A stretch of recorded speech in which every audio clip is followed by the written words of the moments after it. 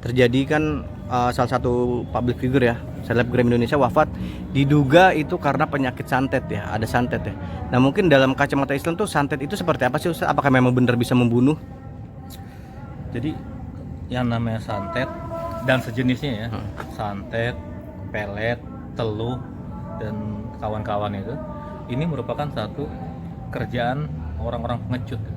Orang-orang yang nggak berani berhadapan one by one, nggak berani berhadapan tatap muka. Jadi karena orang-orang pengecut, dia bersekutu dengan setan melalui agen setan. Siapa agen setan? Ya orang-orang yang di dukun ya. Jadi dia minta ke sekarang bahasa dihaluskan lagi orang pintar ya. Tolong saya dendam sama ini santet, dan itu bisa aja terjadi kalau bentengnya lemah. Tapi kalau kita harus bentengin diri kita dengan apa? Dengan zikir.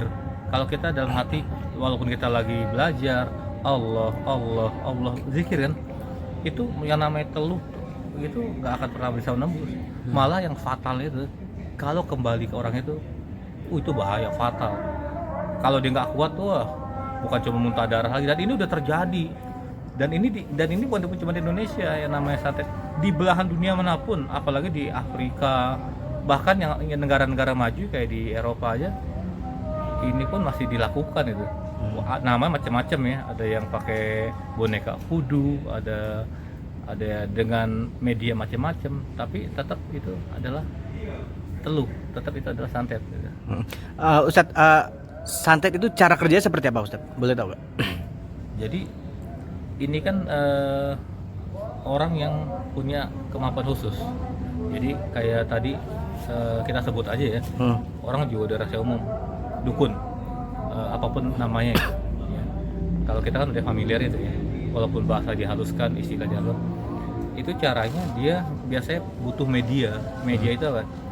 Macam-macam lah, ada yang pakai boneka, ada yang pakai hewan ya, tapi poinnya tetap satu, targetnya membunuh. Itu bahaya. Minimal bikin orang cacat tuh. Dan ini jangan sampai cara-cara begini dilakukan, walaupun namanya macam-macam ya. Nah, Steffi ini kan wafatnya diduga tahun 2003 meronsen di dalam tubuhnya ada benda asing ya. Nah, apakah itu cara kerja seperti itu, mengirimkan benda-benda asing? Karena tidak mungkin jin itu membunuh manusia langsung ya Ustadz ya? Saya nggak bicara orang lain ya, saya bicara konteks keluarga kita.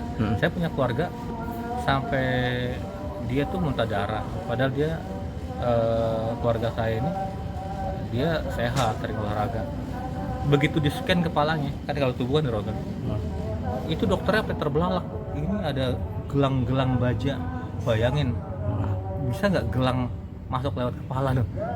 Dan ini gelangnya bukan gelang kecil tuh. Dan itu di scan jelas banget ya. Dan ini medis juga angkat tangan kan. Nah ini yang namanya kita harus percaya nggak? Percaya. Kalau sedangkan di Al-Quran aja kan harus ciri orang beriman itu, ciri orang bertakwa itu alladzina yu'minuna bil ghaib, harus percaya pada gaib. Yang gaib itu apa? Ya ini santet, teluh, pelet, mal ainan ra'at wala udhunun samiat wala khatarat fi qalbin basyar. Yang gaib itu nggak bisa dilihat dengan mata, nggak bisa dengan telinga, juga dengan panca indera, tapi dia itu ada. Ya Ustadz, tapi kan banyak kan orang, kita katakan orang pintar itu menggunakan mencampur ayat-ayat Al-Quran untuk melakukan hal itu. Oh itu bahaya. Wala talbisul haqqo bil batil. Jangan kita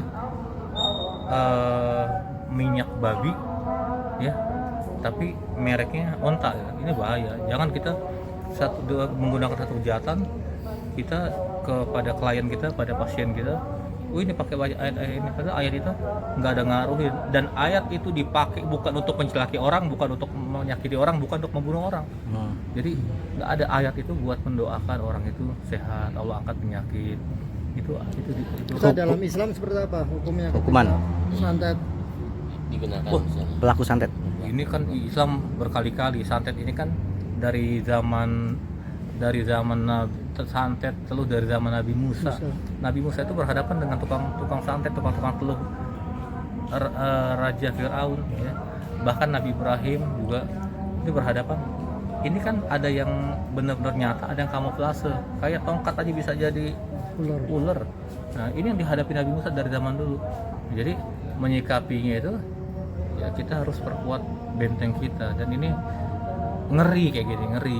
Makanya kalau kita kosong, jangan sampai kosong. Kita minimal masih kontrol pikir kita. Dan ini hati-hati loh. Kita kadang-kadang suka nganggap remeh, dan kita nggak mengerti jiwa kita, banyak yang kena. Walaupun kalaupun kena ya memang ajalnya, karena mau disantet mau diteluk kalau belum ajalnya ya nggak akan kena, malah cengengesan kayak orang-orang penjajah Belanda dulu, VOC sering disantet karena dia ini. Hukumnya saat buat pelaku yang Hukumnya itu jelas, ini adalah persekutuan dengan makhluk gaib, dengan iblis dan bala terang. Hukumnya haram, bukan cuma haram ya, tapi jelasan besar-besar. wala tulqu bi aidikum ila tahlukah, jangan kamu menceburkan diri dalam keadaan, ini kan satu kesesatan yang nyata. Jadi la tusyrik billah, ya bunaya la tusyrik, berapa kali di Al-Qur'an, jangan menyekutukan Allah. Allah tuh nggak suka. Allah tuh cukup kita minta tolong sama Allah, tapi resikonya kalau minta tolong sama Allah harus sabar. Tapi kalau kita minta tolong kepada gaib gitu, apalagi bentengnya lemah, cepet. Nah, itu aja. Terus cukup.